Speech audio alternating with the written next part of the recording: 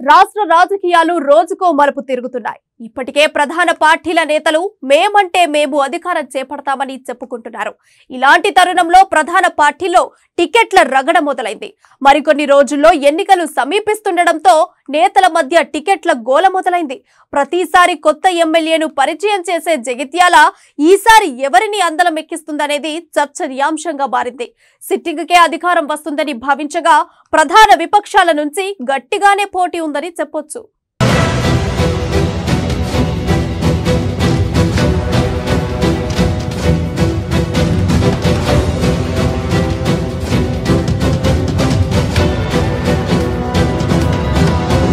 ప్రస్తుతం నేను జగిత్యాల అసెంబ్లీ నియోజకవర్గంలో ఉన్నాను. రాబోయే ఎన్నికలలో ఏ పార్టీ అభ్యర్థి ఎమ్మెల్యేగా బరిలో నిలవనున్నారు, ఎమ్మెల్యేగా బరిలో నిలిచి గెలిచేది ఎవరో తెలుసుకునే ప్రయత్నం చేద్దాం. కొత్త వారిని ఆదరించడంలో జగిత్యాల ప్రజలు ముందుంటారు. గతంలో ఎమ్మెల్యేగా గెలిచిన వారంతా కూడా ప్రత్యర్థులు రాజకీయంగా బలమైన వారైనప్పటికీ కొత్త వారికి అవకాశం ఇస్తుంటారు ఇక్కడి ఓటర్లు.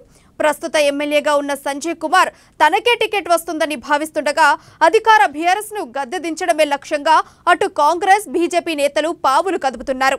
జగిత్యాల నియోజకవర్గంలో ఉన్నటువంటి 3 మండలాలను చేజిక్కించుకునేందుకు నేతలు ఎత్తుకు పై ఎత్తులు వేస్తున్నారు.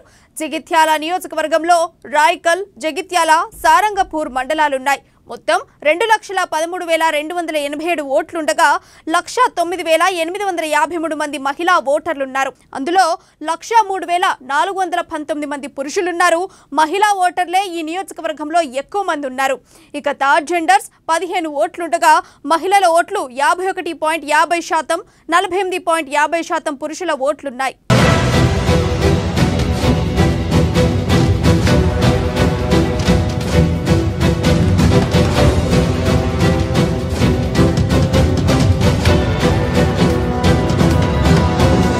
నియోజకవర్గంలో మహిళల ఓట్లపై ప్రధాన పార్టీల నేతలు ఫోకస్ చేయాలి. అధికారం చేజిక్కించుకోవాలనుకున్న వాళ్ళు మహిళల ఓట్లను టార్గెట్ గా చేసుకుంటే సరిపోతుందని చెప్పవచ్చు. నియోజకవర్గంలో పాగా వేసేందుకు, ఎమ్మెల్యే స్థానాన్ని దక్కించుకునేందుకు అన్ని పార్టీలు ముందుకెళ్తుండగా అధికార పార్టీ నుంచి ప్రస్తుత ఎమ్మెల్యే సంజయ్ కుమార్ టికెట్ ఆశిస్తున్నారు.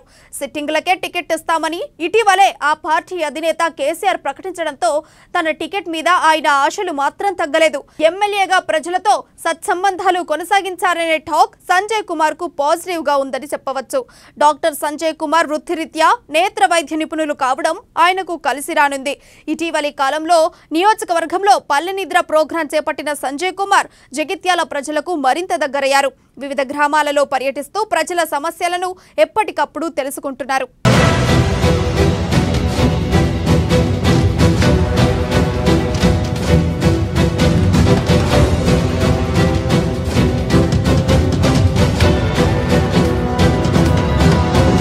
అయితే టికెట్ మీద కొండంత ఆశలు సంజయ్ కుమార్ పెట్టుకోగా బీఆర్ఎస్ నుంచి పలువురు నేతలు టికెట్ ఆశిస్తున్నారు. బీఆర్ఎస్ అధినేత కేసీఆర్ కు దగ్గరగా ఉన్నటువంటి MLC L Ramana MLA ticket కోసం ఎదురు చూస్తున్నారు. అటు పార్టీ అధిష్టానం కూడా బీసీ వర్గానికి చెందిన ఎల్ రమణను రంగంలోకి దింపి సంజయ్ కుమార్ మీద ఉన్న వ్యతిరేకతను ఎల్ రమణ ద్వారా లబ్ధి చేకూర్చుకోవాలని చూస్తోందట. గతంలో టీడీపీ రాష్ట్ర అధ్యక్షుడిగా సమైక్యాంధ్రలో ఎమ్మెల్యేగా, ఖాదీ బోర్డు చైర్మన్ గా, ఎంపీగాను పనిచేసిన అనుభవం ఎల్ రమణకు ఉంది. ఇవన్నిటితో పాటు ఆయనకున్న సంబంధాలతో బీఆర్ఎస్ గెలుపు కోసం కృషి చేస్తుంది. అయితే ఎల్ రమణకు పోటీగా బీఆర్ఎస్ నుంచి జగిత్యాల జడ్పీ చైర్మన్ దావు వసంత పేరు కూడా వినిపిస్తోంది. వచ్చే ఎన్నికల్లో దావు వసంత ఆసక్తిగా ఎదురు చూస్తున్నారు.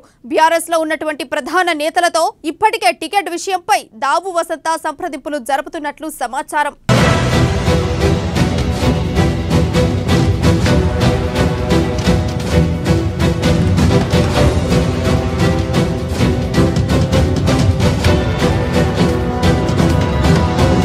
ఇక ప్రధాన ప్రతిపక్షంగా ఉన్న కాంగ్రెస్ నుంచి వచ్చే ఎన్నికల్లో గట్టి పోటీ ఉండనుంది. ఇప్పటికే ఎమ్మెల్సీగా ఉన్న కాంగ్రెస్ నేత జీవన్ రెడ్డి వచ్చే అసెంబ్లీ ఎన్నికల్లో ఎమ్మెల్యేగా పోటీ చేయనున్నారు. గతంలో ఎమ్మెల్యేగా, మంత్రిగా పనిచేసిన జీవన్ రెడ్డి జగిత్యాల నియోజకవర్గం నుంచి ఎమ్మెల్యేగా పోటీ చేయనున్నారట. రాష్ట్ర ప్రభుత్వ వైఫల్యాలను ఎండగట్టడంలో జీవన్ రెడ్డి మంచి దిట్ట. ఈయన మొదటిసారి 1983లో అప్పటి టీడీపీ నుంచి ఎమ్మెల్యేగా అసెంబ్లీలో అడుగుపెట్టారు. నాటి ఎన్టీఆర్ మంత్రివర్గంలో ఎక్సైజ్ శాఖ మంత్రిగా, నాదెండ్ల భాస్కర్రావు మంత్రివర్గంలో పంచాయతీరాజ్ శాఖ మంత్రిగా జీవన్ రెడ్డి బాధ్యతలు నిర్వహించారు. 1985లో ప్రభుత్వం రద్దు చేయడంతో తిరిగి జరిగిన ఎన్నికల్లో ఆయన టీడీపీ అభ్యర్థి గోడిసెల రాజశేఖర్ గౌడ్ చేతిలో ఓడిపోయాడు. 1989లో రెండోసారి ఎమ్మెల్యేగా గెలుపొందారు. 1994లో జరిగిన ఎన్నికల్లో జీవన్ రెడ్డి ఓటమి చవిచూశారు. ఇక 1996లో జరిగిన ఉపపోరు, 1999, 2004లలో జరిగిన ఎన్నికలలో గెలిచి ఆయన హ్యాట్రిక్ విజేతగా నిలిచారు.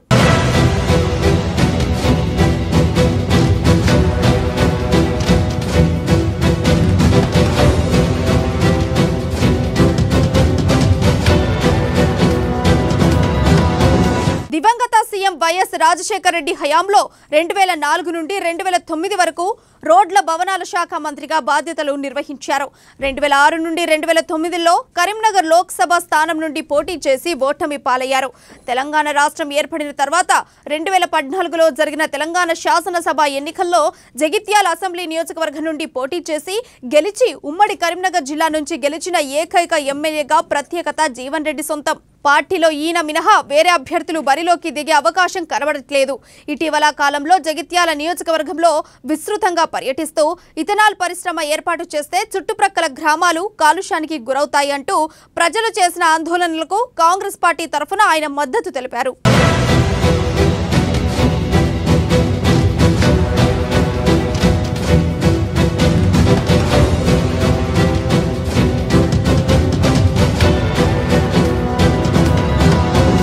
ఇక బీజేపీ నుండి పోటీ కాస్త ఎక్కువగానే ఉంది.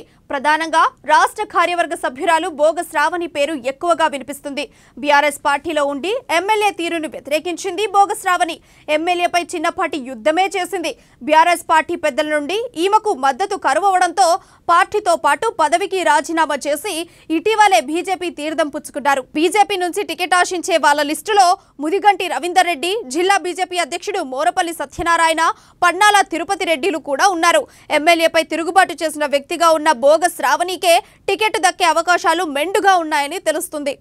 నేను doctor Boga Shravani, Jagtial head quarter మున్సిపాలిటీకి మున్సిపల్ చైర్మన్గా చేశాను. ఇక్కడ ఉన్నటువంటి స్థానిక ఎమ్మెల్యే గారికి అదేవిధంగా నాకు మధ్య కొన్ని విభేదాల కారణంగా, విభేదాలంటే మరేమో కాదు, నా చైర్మన్ పదవిని తన గ్రిప్లో ఉంచుకొని పూర్తి స్థాయిలో ఉన్నటువంటి నిధులను నాతో వినియోగించనివ్వకుండా, ప్రజలకు దానికి సంబంధించినటువంటి అభివృద్ధి సంక్షేమ ఫలాలు సరిగా అందనివ్వకుండా, ఎక్కడికక్కడగా కూడా హింసిస్తూ టార్చర్ చేస్తూ మరీ బానిసలాగా చూస్తున్న తరుణంలో నా పదవిని నేను సరిగా వాడలేనటువంటి బాధతో, ప్రజలకు నేను సరిగా సేవ చేయలేకపోతున్నానటువంటి బాధతో చివరికి కుటుంబాన్ని సైతం బెదిరించిన తరుణంలో నేను బయటికి రావడం జరిగింది, రిజైన్ చేయడం జరిగింది. నా చైర్పర్సన్ పదవికి, అంటే అధికారానికి, అదేవిధంగా అధికార పార్టీకి కూడా రిజైన్ చేసి బయటికి రావడం జరిగింది. ముందుగా అయితే ఓన్లీ చైర్పర్సన్ పదవికి నేను రాజీనామా చేశాను. కానీ రిజైన్ చేసి నెల రోజులు గడుస్తున్నా కూడా పార్టీ పెద్దల నుంచి ఎలాంటి పిలుపు రాకపోవడం కానివ్వండి, కనీసం ఒక పరామర్శ కూడా లేకపోవడం కానివ్వండి, ఇది చూసి చాలా మనస్తాపానికి గురైన. ఎందుకంటే ఒక మాటకు కూడా నోచుకోలేని పరిస్థితి ఉన్న తరుణంలో అధికార పార్టీని కూడా వదిలేసి బీజేపీ పార్టీలోకి రావడం జరిగింది. బీజేపీ పెద్దలు, అప్పుడు పార్టీ చేరికల కమిటీ చైర్మన్ గారు ఈటెల రాజేందర్ గారు రావడం జరిగింది. అదేవిధంగా గౌరవనీయులు నిజామాబాద్ పార్లమెంట్ సభ్యులు అరవింద్ అన్న గారు రావడం జరిగింది. అదేవిధంగా అధ్యక్షుల వారు సంజయ్ అన్న గారు కూడా స్వయంగా ఇంటికి వచ్చి ఆహ్వానించడం జరిగింది. అంటే ఒక అన్యాయానికి గురైనటువంటి ఆడబిడ్డను హక్కున చేర్చుకుంటూ బీజేపీ పార్టీ నన్ను ఆహ్వానించింది. మరి అందుకే బీజేపీ పార్టీలోకి నేను వచ్చాను. వచ్చి రాగానే రాష్ట్ర కార్యవర్గ సభ్యురాలుగా ఒక మంచి పదవిని నాకు ఇచ్చి, ఒక ప్రోటోకాల్ ఇచ్చి కూడా నియోజకవర్గంలో తిరగడానికి ఒక మంచి అవకాశం ఇచ్చారు. పూర్తిగా స్వేచ్ఛనిచ్చి నన్ను తిరగమని చెప్పడం జరిగింది. డెఫినెట్గా రానున్న రోజుల్లో జగిత్యాల గడ్డ మీద, ఒకప్పుడు జగిత్యాల జైత్రయాత్ర అనేది ప్రజలు చూశారు. ఇప్పుడు కూడా కాషాయ జైత్రయాత్ర అనేది జగిత్యాల నుంచి ప్రారంభమవుతుంది. రాష్ట్రంలో కాషాయ జెండా ఎగరడం ఖాయం. అది జగిత్యాల నుంచే ప్రారంభమవుతుందని నేను అనుకుంటున్నాను. జగిత్యాలపై అన్ని పార్టీలు ఫోకస్ చేశాయని చెప్పవచ్చు. బీఆర్ఎస్ నుంచి సిట్టింగ్ ఎమ్మెల్యే పోటీ చేస్తారా లేక ఎల్ రమణ కథన రంగంలోకి దిగుతారా ఆసక్తిగా మారింది. కాంగ్రెస్ నుంచి మాత్రం జీవన్ రెడ్డినే పోటీలో ఉండనున్నారు. బీజేపీ నుంచి పార్టీ ఉన్న ముగ్గురి నేతల్లో బోగ శ్రావణికే టికెట్ ఇచ్చే ఛాన్స్ ఉంది. రాష్ట్రంలో మారుతున్న రాజకీయ సమీకరణలతో జగిత్యాలపై ఎగిరే జెండా ఏదనేది తీవ్ర ఉత్కంఠంగా మారింది. జగిత్యాల జిల్లా అసెంబ్లీ నియోజకవర్గంలో ఈసారి ఏ పార్టీ అభ్యర్థి ఎమ్మెల్యేగా గెలుపొందుతాడో ప్రధాన పార్టీల మధ్య గెలుపు కొనసాగనుంది. కెమెరా పర్సన్ అరుణ్తో శ్రీకాంత్, అమ్మా న్యూస్, జగిత్యాల నియోజకవర్గం నుంచి.